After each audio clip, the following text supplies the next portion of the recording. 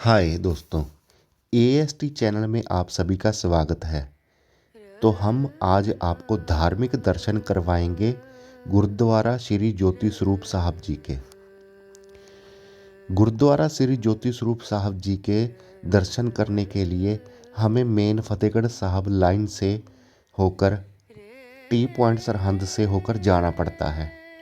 ये जो रोड आपको दिखाई दे रहा है, ये बाबा बंदा सिंह बहादुर इंजीनियरिंग कॉलेज की लाइन है, जहाँ से आगे हमें ज्योति स्वरूप गुरुद्वारा साहब दिखाई देंगे और वहाँ जाकर हम आपको धार्मिक दर्शन करवाएंगे। अभी हम वहाँ पर जा रहे हैं। ये लाइन श्री गुरुद्वारा ज्योति स्वरूप साहब की तरफ ही जा रही है। अभी फ़िलहाल इस रोड को काफ़ी सुंदर बना दिया गया है। इसके जो डिवाइडर है वहाँ पे इसको पत्थर लगाकर इसको काफ़ी शानदार लुक दे दी गई है। ये जो चौक आ रहा है इसको बोला जाता है खंडा चौक। ये सारा सिख इतिहास नाम से ही रखा गया है। वो सामने जो हमें गुरुद्वारा साहब जी दिखाई दे रहे हैं वो है गुरुद्वारा ज्योति स्वरूप साहब, जो कि मेन रोड पे ही बना हुआ है। ये मेन रोड चंडीगढ़ की तरफ निकल जाता है। फ़िलहाल के लिए हम ज्योति स्वरूप की तरफ ही मुड़ चुके हैं। हमने गुरुद्वारा साहब की एंट्री ले ली है और हमने अपनी बाइक सामने जाकर खड़ी कर दी पार्किंग में। ये है श्री गुरुद्वारा ज्योति स्वरूप साहब।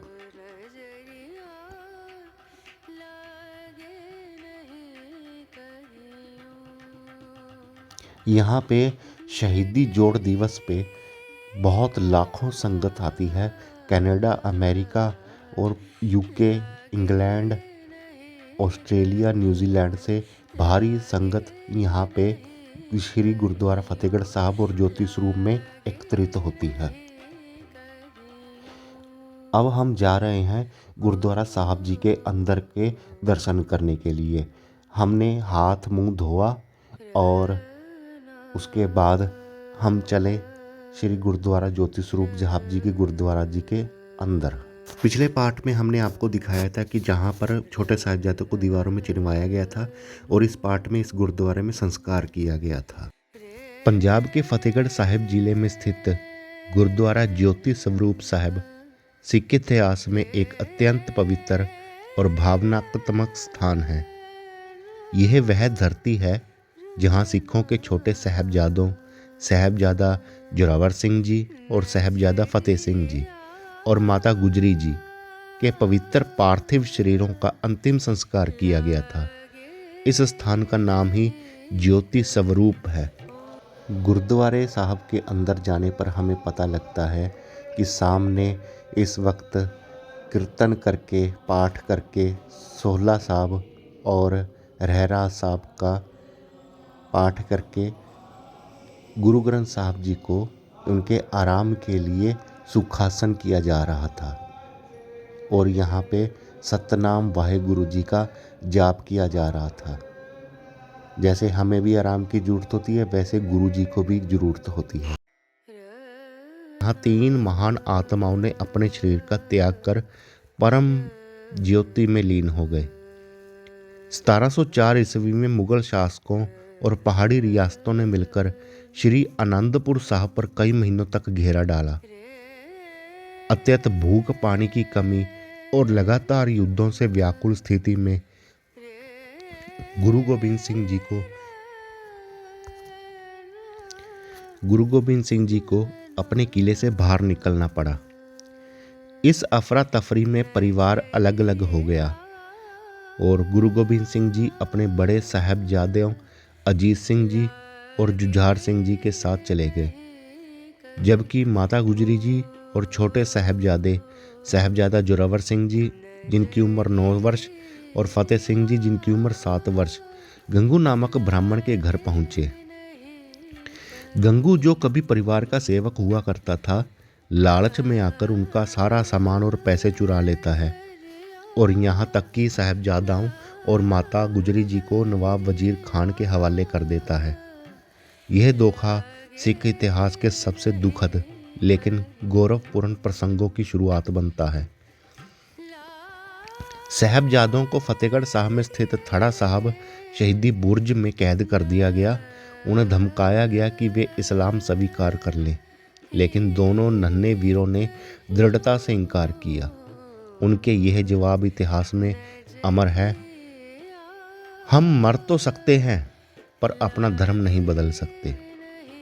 जब उन्होंने धर्म बदलने से इनकार किया तब वजीर खान ने उन्हें दीवार में जिंदा चिनवाने का आदेश दिया।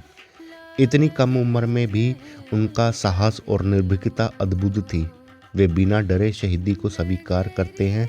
उनके चेहरे पर डर नहीं बल्कि एक दिव्य तेज था।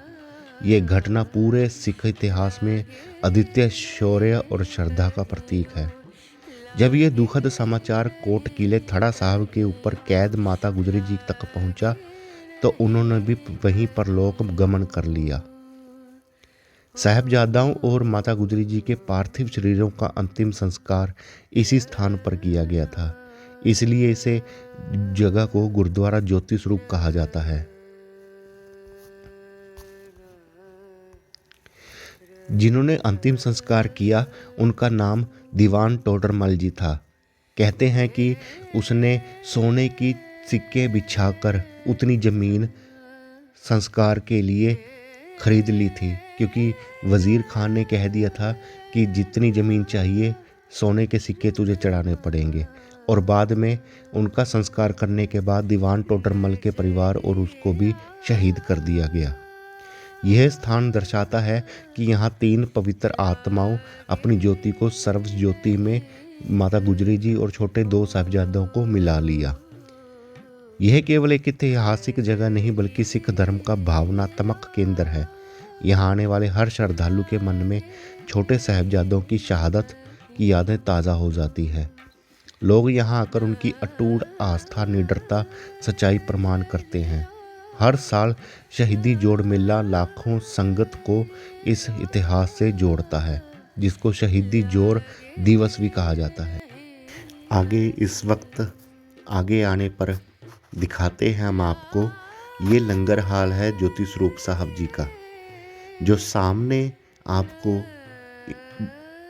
सिख सरदार दिखाई दे रहे हैं वो लंगर हाल की सेवा में हैं।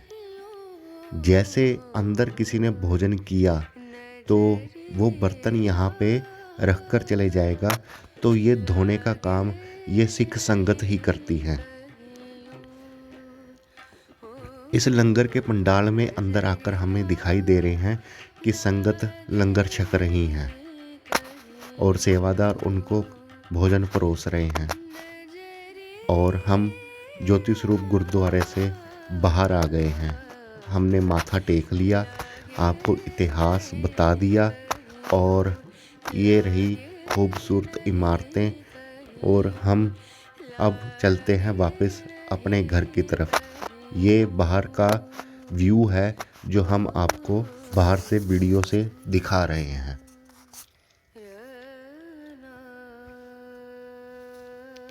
इसके साथ में ज्योति स्वरूप साहब के आगे जाने पर हमें मिलता है ये कांसे की मूर्ति से बना बाबा बंदा सिंह बहादुर की कांसे की मूर्ति, जो एक टी पॉइंट पे स्थित है, जहाँ से सीधा रास्ता सरहंद की तरफ और इधर वाला रास्ता फतेहगढ़ साहब की तरफ जाता है। ये छोटे छोटे गुरुद्वारे हम आपको इनके भी दर्शन करवा रहे हैं।